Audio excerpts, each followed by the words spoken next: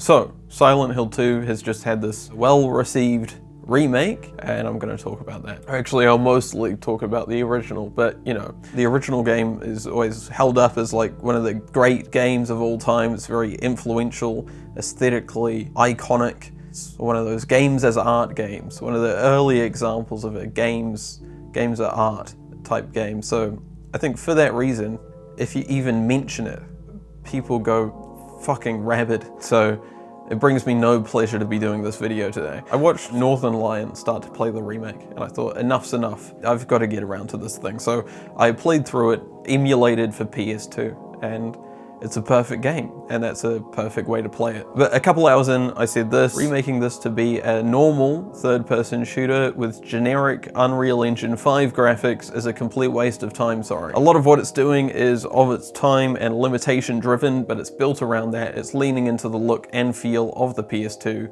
and it's a cohesive whole. So if you want to make a game that is not like this, you probably shouldn't try making this game. But now that I'm done with the original, I'd add this. A lot of Silent Hill 2 is a messy accident, and it works as art, partly because of that. So that's further reason why you shouldn't try and redo it. And now that I'm done with the remake, I'd add this. The remake is not bad. It's not bad. It's just of no value whatsoever. And before anyone has a go that I'm being negative all the time, I've just played and enjoyed Silent Hill 2. So there. Now, it's not that I'm against all video game remakes, or that I have a particular fondness for old games or whatever. This is just a specific case where I don't think it makes sense to do. What this game is doing is so specific and so artful in the look and the feel, and every detail contributes to the whole, and it's successful. It feels like the way it is how it's supposed to be. And while it's not the most incredible modern play experience possible, it's fine. It's never a problem the way it plays. It never gets in the way. Like, it does have tank controls, but you can turn them off in the menu and instead use controls for normal people. So let's cover off what Silent Hill 2 is. Silent Hill is the spooky, scary, dead, foggy town filled with monsters, and James has got a letter from his dead wife that she's waiting there, so he's gone to find her. Now, spoilers for like 5 seconds. I think everyone knows this spoiler. Last week, this was like one of 3 things that I knew about Silent Hill. You know, there's the fog, there's the camera angle, and James recently killed his sick wife, and his experiences in the town are sort of manifestations of his psyche attacking him. And I sort of recognized some of the characters actually from like being in pictures on the internet. So I knew 4 things about Silent Hill going in, but I've done the work, I've done the research, so I now know, for example, that Silent Hill fans are very concerned that anyone being in any way critical of the remake is a fake fan who has only watched YouTube videos. Now, I am a fake fan. I don't care about Silent Hill as a brand, and I likely never will. But I would never watch a YouTube video. I'm nothing like you. I might be creating the worst comment section of all time. So the gameplay is mostly about running around this foggy town and through all unlit hallways and doing like escape room puzzles. And that's occasionally punctuated by a strange dialogue scene or a pathetic monster. And broadly, aesthetically, it's fantastic. You've got all this incredibly scody texture work. That's not a word I use. You've of course got this iconic fog effect that the PS2 does really well and famously, and this beautiful swirling grain, which is never going to show up well in compressed video on the internet. So you will have to download and play Silent Hill 2 for the PS2, except no substitutes. Then you've got these placed camera angles, usually looking down from above, sometimes fixed, sometimes floating, but it always feels a bit directed. And I feel like it gives it a really interesting, it gives it a voyeuristic, distant quality. And you're looking down on James, so there's also a sort of a grander, mythic, a purgatorial feeling. Right, where you're actually judging James. You're not a self-insert, you're not playing as the hero, you're watching a character. And I think there is a deliberate effort throughout the game to create a distance between the player and the character. And this camera is just a tiny part of that. You see it in the signposting too. Like there's pickups and monsters and things you can interact with or whatever. They don't glow, there's no button prompt, there's no yellow paint. It's just James looks at the thing and then you control him to go interact with it. James guides the action of the game. James does things while you observe, like all reaching into weird holes and stuff. He just does that, and you watch him and you look down on him and you judge him. It's really well paced. The levels are all pretty small with like one puzzle to do in each area and then a few areas to each location. There's no backtracking, you just sort of keep going deeper. And each location takes like an hour to clear, so it's like a 7-8 hour game or whatever. And it's perfect and lean and tight. And like while the places start quite realistic, like the first apartment you go into is laid out like an apartment, it gets sort of more and more absurd as you go to where they sort of stop feeling like real spaces at all. So even the locations are doing narrative. It's like there's not a lot in this game. It's a short game, but everything feels meaningful. Now the combat is being talked about as a weakness, obviously, and I really think it's not. It's sort of nothing-ish. You don't need to really worry about it, and that's probably not intentional, but I think for what it is, it's ideal. It's sort of like what I personally think of as like Skyrim combat. I never learned how to do any of it properly, so I just like run up to all the enemies, get face to face with them, get hit them a bunch, open the menu, pop a potion, you know. But I think it works. It works because the combat isn't a focus, it's not what the game's doing, and it works because James is just some guy. This is the classic defense of bad combat in games, right? It shouldn't feel good, you're just some guy. But I think it's true, and it's probably especially forgivable to me here because of how easy it is. Like maybe it's a bit clumsy or whatever, but you don't have to fight against it. It's just sort of not action-packed, but it's also not a source of friction. It's just not at all a game about providing gamer challenge, you know? Which is good because I think providing gamer challenge is a waste of time. It just plays good enough, it feels good enough, it's totally valid to just run past the enemies. The first boss fight is just about waiting it out and walking out of the way. And that's good, I think. Like all of games are about killing as many enemies as possible, and I feel like it's rarely supported by the plot. To this day, this is an irritation to me about horror games, that you have to mow down thousands of enemies because that's gameplay. That's the exciting gameplay that you get to do. So playing this, it was really exciting to me to see that this was a solved issue 23 years ago. It's just not a game about massacring monsters through kinetic combat. It's just not what it is. It's about the vibe, I think, and it really fucking nails the vibe.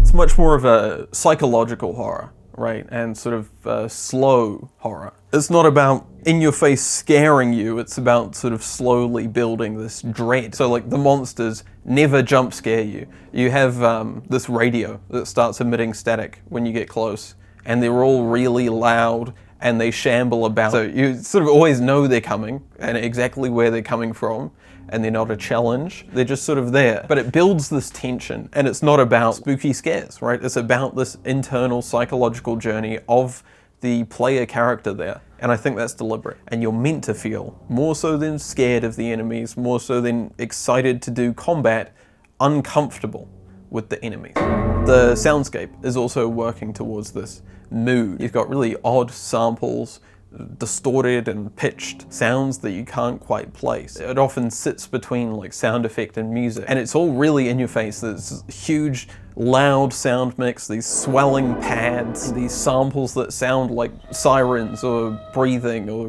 doors creaking or whatever, but they're not quite. They're sort of odd and abstracted. So it's strange and eerie, and it creates this feeling of unreality, which is also throughout the cinematics. I was really interested in just how much designed camera work is in this game. Like more than you get in most games now. There's a lot of smoothly rolling and tracking long shots. It's often framing in quadrants, so your characters are talking down in this corner of the screen or whatever, using like crazy lens angles, depth of field and rack focusing. It's going weird and extreme with the camera work in a way that you can only really do in the computer. So it's really shot like nothing else, and again, contributes to this vibe that the game is known for. Anyway, then it has really shockingly expressive and subtle character animation. And they actually did motion capture for this, which is insane. However, it is stilted. The acting is all campy. I think that's the best we can do for it.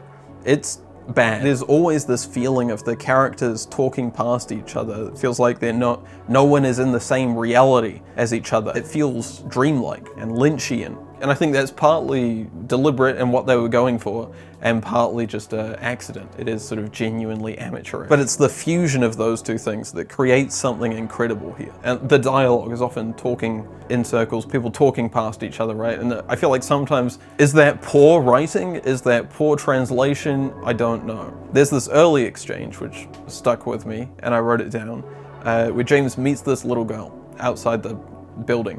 And he goes, "What's a little girl like you doing here anyway?" And she goes, "Huh? Are you blind or something? What the fuck does that mean? Is she not a little girl? Is she not here? Is there something I'm not seeing?" It throws you off. It's discombobulating. It's eerie. It's also presumably a translation error. It especially works because all the storytelling is done in very like broad strokes, and all the characters are more like ideas than realized people, you know. So Laura, the little girl there, is less of she's not like a realistic little girl, but she is like the trickster guide archetype, you know? Do you know? Whatever, it doesn't matter. You don't need to know what I'm talking about. Eddie and Angela feel more like representations of possible fates that await you in Silent Hill than characters. It creates this feeling where you almost don't trust anyone, everyone feels fake. And James, probably most of all, James talks like a sociopath. Every dialogue scene, he just does not give a fuck. He doesn't seem to care about them, about himself. And you know, these are high stakes conversations where they're like, "I'm gonna fucking do it." And James is like, "No." And they're like, "Okay, I'm actually doing it now." And he's like, "Oh, couldn't be me." It's wild stuff. And then in all this broad stroke storytelling where everything is symbolic, a lot of the symbolism seems to orbit sex and violence. So I'm going to talk about that now.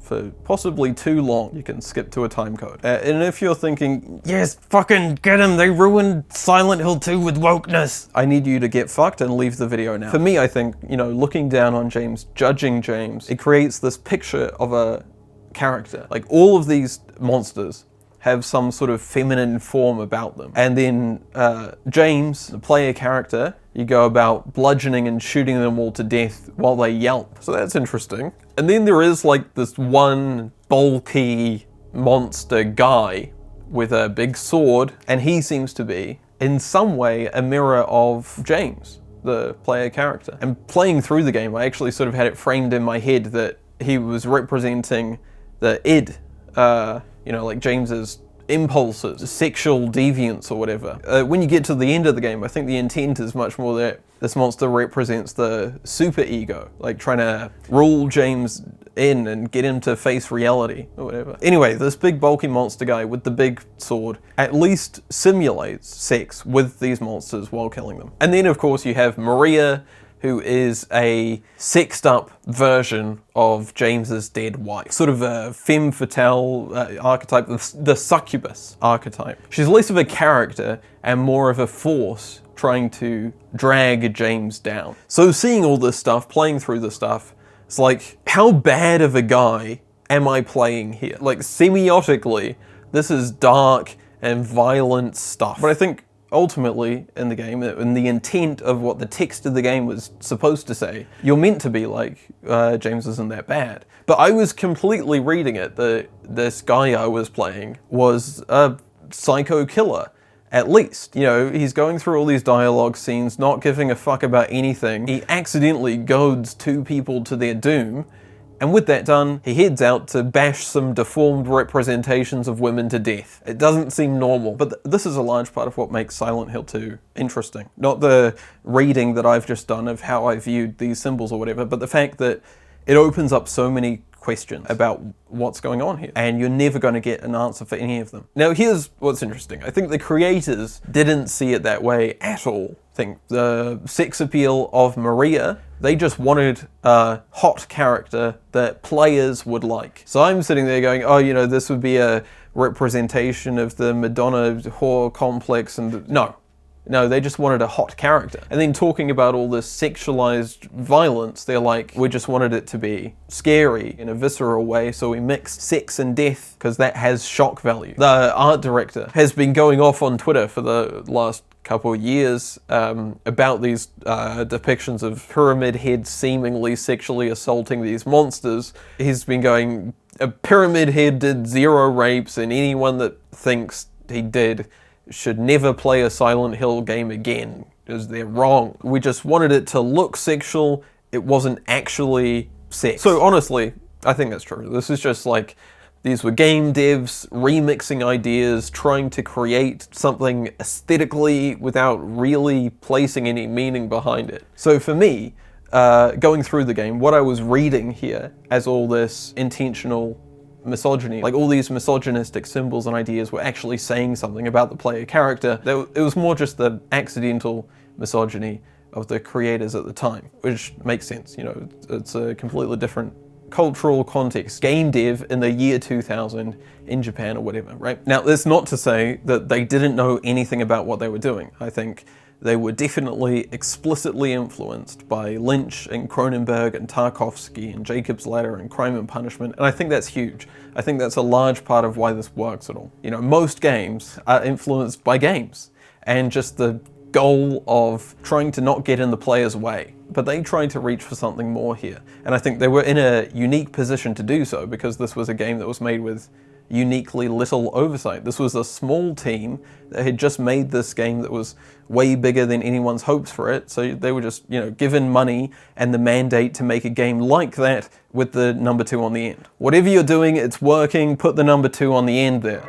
So Silent Hill 2 was a mess in a lot of ways, right? It's not really the most incredible thing of all time in the idea of it, in the narrative, in the execution of it, really anything. And like, if this were just a straight up movie, you know, forget it. It would be just a quite amateurish movie, but I think all of it comes together. It all works to create something incredibly specific and unique. And it's where I think Silent Hill 2 is perfect, because of a confluence of accidents. Large chunks of it are straight up juvenile. The combat isn't good. The writing is often unintentionally incoherent. The puzzles are bullshit. The acting is stilted. The camera was a limitation. But it is one of the great games of all time. It is. I've confirmed it. That is true. And it's iconic. But why? Because of all that stuff. Because altogether, it's more than the sum of its parts. It creates a vibe. It knows its limits, so it doesn't go outside of them. And you read into it, and it creates an experience. It's ugly, it's messy, it's beautiful, it's complicated, it's incredible, and it's like nothing else. Now, the Silent Hill 2 remake, they've made a game that's like everything else. With competence, they've done a good job of it. Everyone thought it was going to be complete shit, and it wasn't complete shit, it's just regular. So what have they changed? Broad strokes, the first most obvious thing is that it's now Unreal Engine 5 hyper ultra realistic graphics. You know how games look now? You know how any asshole can open up Unreal Engine 5 and make a game that looks like this? That's how it looks. And now, instead of these placed camera angles, obviously you're third person over the shoulder all the time. Of course they were going to do that, it's fine, it's whatever. But you know, you no longer look down on James, you now play as James. And that's through everything. The approach of the remake is to remove the distance between the player and the character. Like, they now do the signposting with white cloth. Just imagine the backlash if it had been saturated. But gone is the specific aesthetic that, like, you know, half of all indie games released in the past few years are trying to replicate. Fuck that. Let's just go for normal. And I think the pace of it, the level design, the experience as a whole has been extended to be like 3 times longer. So as a product, it's much better value for money. Oh, time to engage with art. Hope I get my money's worth. The level designs are expanded to be less absurd as it goes on. They're more logical spaces. They're more sprawling, they're less tight, and they're stuffed full of gameplay. Forced combat areas, and it takes you to new locations to pad the runtime with more to do and more bloat everywhere. So I'd say it's a massive step up if you hate when things are tightly and elegantly designed to tell story through implication. You know, I was talking about how it doesn't try to scare you, it's about subtly building dread. Well, there's a bunch of jump scares now. The monsters jump scare you now. When they get up in your face, you have to mash a button. The combat is all more action-packed. You know, it's normal third-person combat now. You got the dodge button with the invincibility frames and everything that we've come to expect from action game. It's in here now. The bosses are now multi-phase events with a hallway chase and exciting action. All the combat's more difficult and more frenetic and more frequent, and you're forced to do more of it. And with these monsters really trying to scare you now, the violence against them feels much more easy and fun because they got you, so you'll bash hordes of them to death. Why? I'm fucking sick of it. Silent Hill 2 really should not be a game where you're going, ooh, it's so exciting to beat up these monsters, you know, for reasons I dealt with earlier. That's fucked up. They have really made the effort to retain the soundscape, but it's all been relegated to score. It's all been made to sound a bit more subtle with the music on much more normal instrumentation. So it sort of goes off half-cocked, I think. And then it's supplemented in the background by new, normal, stock horror sound effects. The sort of stuff that you get if you typed into YouTube, like spooky house ambience. It's creaking and squelching, and you got like the sound of cymbals being rubbed. You know that? So that's cool. That makes it a scary horror game. Gone are those strange lingering camera moves and insane lens choices and editing decisions. Fuck all that. The remake uses a lot of bog standard coverage, just wide shot to establish and then just shot reverse shot, regular dialogue scenes. The characters either standing here in the center of frame or like here, you know, and that's it. So I'd also recommend the remake to anyone who hates when things are interesting and fans of things that are sourceless and normal.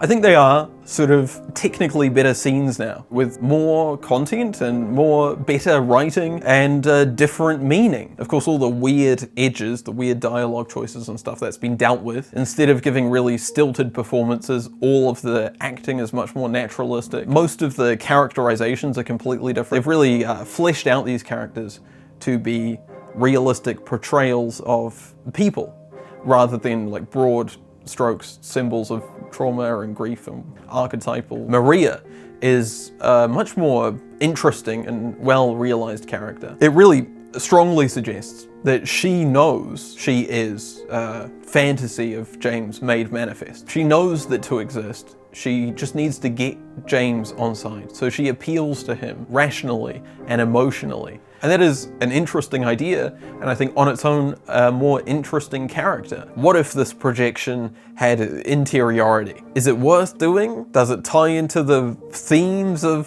Silent Hill 2? I don't really think so, but whatever. Laura has, of course, been really fleshed out as a realistic little girl, no longer the sort of adversarial trickster guide. Angela now has a much more sort of fleshed out journey of her own, handled with more nuance. But there is like more dialogue to add that nuance. While Eddie, on the other hand, feels significantly less nuanced. Eddie is no longer like baffled and tormented outside of our reality. He seems to be, you know, much more fleshed out, much more evil. James now is just a regular guy who loves his wife. With the remake going for a player insert protagonist, they've done a lot of work to excuse his behavior. He's really much more definitively exonerated by the plot.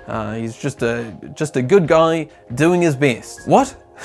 What the fuck are you talking about? I think in the original game, James's behavior seemed odd. He would enter these dialogue scenes, not care about people. He didn't address why he was doing the things he was doing that often. So I think they've really made sure to check those boxes. It feels like every scene now makes sure to have James express concern and clarify his goal. You know, he's always, there's monsters around, and where's my wife? Hello, there's monsters around, where's my wife? Hello, there's monsters around, where's my wife? Hello. But it was supposed to feel weird, right? The remake just says so much more. Everything is made explicit. Possible interpretations have become the story. In fact, I think they've gone to great lengths to suck off the Silent Hill fan base. So it's like fan theories have become the story. My point isn't that the read that I had on these characters is correct. It's that these characters were done through implication. You can read it in many ways. It's not explicit, it's subtle, it's symbolic. And does any of this mean anything anymore? No. It's just normal. All the like literalist interpretations have become text, including the ultimate literal interpretation. It's all a time loop now. All of it's canon because it's literally a time loop now. It's a multiverse story.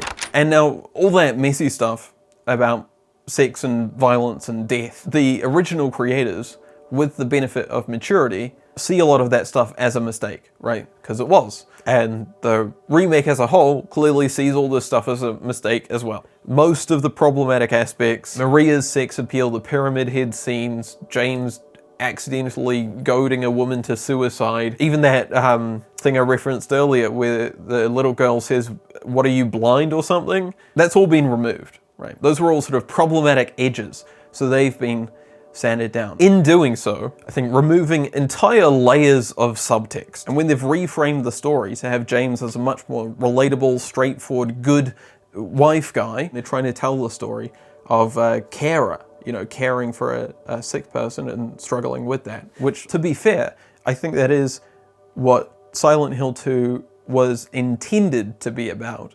It just didn't really come across. There was all of this symbolism that was much more in your face than that story part that made it about other things. So I think while it's a real story to tell, and it's nice to be dealt with in a more fleshed out way, it completely goes against what Silent Hill 2 actually ended up doing. It's not at all in line with these sexualized monsters roaming around. So where Silent Hill 2 for PS2 felt like a cohesive whole to me, they've now just removed large chunks of that whole. And I think not only that, but straight up removing this stuff makes it even weirder, right? Because if James is represented as a much more unproblematic protagonist, then why is he doing this violence now? And not just doing it, but being forced into doing more of it. Why is he doing hardcore tactical combat now? If Maria is meant as a real character and not just like a representation of the male gaze and all this, then why has she got new scenes of like begging James for protection, right?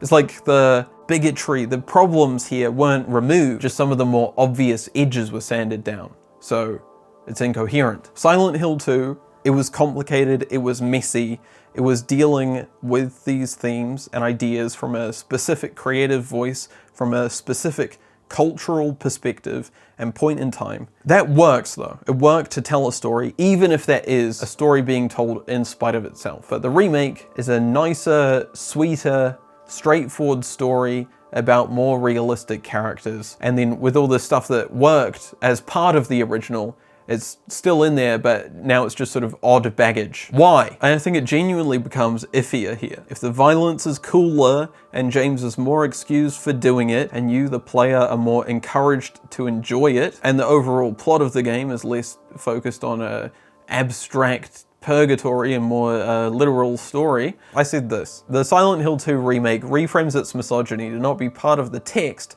but rather an authorial blind spot. Now, I deliberately said it like that to sound like a cock, but I think it is true, and I think someone needs to get on that. There's a real fucking problem here. They made it problematic because of wokeness. I'm operating on levels beyond your comprehension. So the remake is not a mess. Literally, everyone was expecting a mess, and they've gone and made a normal horror game. I read some old reviews, and I think Silent Hill 2 got a somewhat mixed reception at the time for being too strange and confusing and not giving easy answers. So that's not a problem now. They've finally solved that one. And if you were going to describe Silent Hill 2 for the PS2, you're absolutely going to be reaching for the word Lynchian. If you were to describe the remake, I don't know, it feels like sort of maybe like a Netflix horror show. A pretty good one. It's not bad. And look, I've done all these exhaustive examples, right? My point isn't that it fucked everything up, just that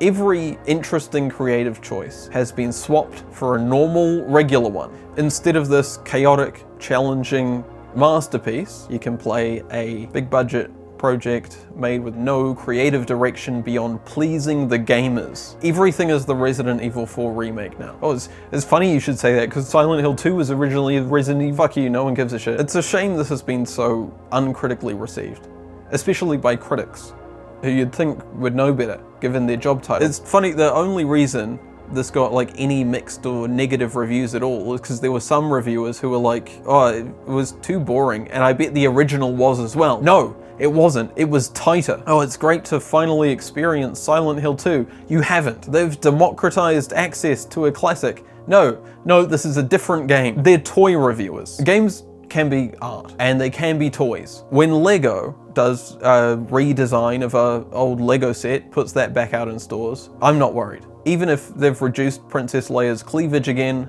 I'm not worried. I'm not worried about that. I'm not worried about that. I'm not worried about that. I'm not worried. When Gus Van Sant did a shot-for-shot remake of Psycho, everyone rightfully acknowledged that that was a dog shit waste of time. If you wanted to watch Psycho, you should watch Psycho. This is completely worthless. Ooh, it has more quality of life. Get fucked.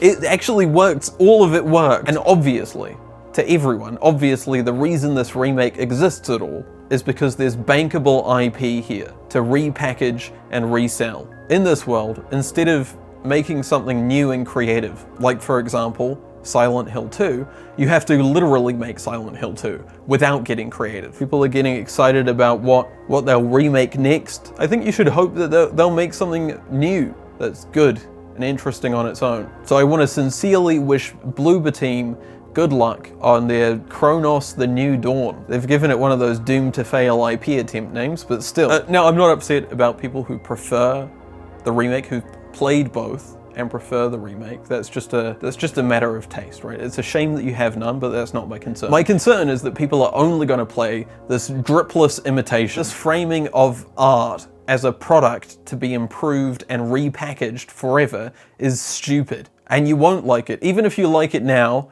you won't like it when the death spiral continues. You know, this is the same path that Star Wars has been on. This is our cultural nostalgia. We're obsessed with the past, but we refuse to actually engage with it. So everything has to be remade. The past has to be rebuilt to meet the standards of today. Or to put it in terms that Silent Hill 2 fans would understand, this remake is Maria. It's the sexy new pale imitation of the wife to delude you into replacing the old wife. And I think this is made worse for me by the fact that the original isn't available easily. We're in a weird time for it, because it's not only not available commercially, but I think getting it through other means is getting harder as well. You know, the Internet Archive is being attacked, obviously through hacking right now, but through the law as well. Vim's lair has all ROMs that have been taken down, but PCSX2 exists. So Google search Silent Hill 2 ROM and play that. If you have a phone or a computer, you're probably good to go. There is this framing that I've seen crop up over and over. The original creators of Silent Hill 2 say that they like the remake, and in many ways they prefer what the remake is doing, supported by many of the things that I've talked about already. Here's the thing. They're wrong, they don't know what they're talking about. Silent Hill 2 was a mess. It's perfect, they shouldn't touch it. With Silent Hill 2, they set out to create something unique. They were explicitly reaching for art. They wanted to create an experience, one that was intellectually challenging to engage with, that would shock and surprise and be like nothing you've ever seen. The remake is about creating a game for people who don't want new experiences. They just want more of the same. A lot of Silent Hill 2, the real Silent Hill 2, was accidental. A lot of it was done through implication. A lot of it was just weird and of its time and limited by the technology. A lot of the things that made it feel deep and artful were just sort of randomly throwing symbols at you without much care for what they meant. But all of that came together to be this thing, this iconic thing that is now IP that can be remade. People experiencing Silent Hill 2 through the remake for the first time. You're not playing Silent Hill 2. You'll think you have experienced it, but you'll be cheated. I am working on more videos, and there's weekly videos on the website if my once yearly release cadence isn't enough for you. This right now has been a rework of the member video from the week that the remake came out to make it more palatable to a wider audience. Subtext. Oh my god, how does he do it?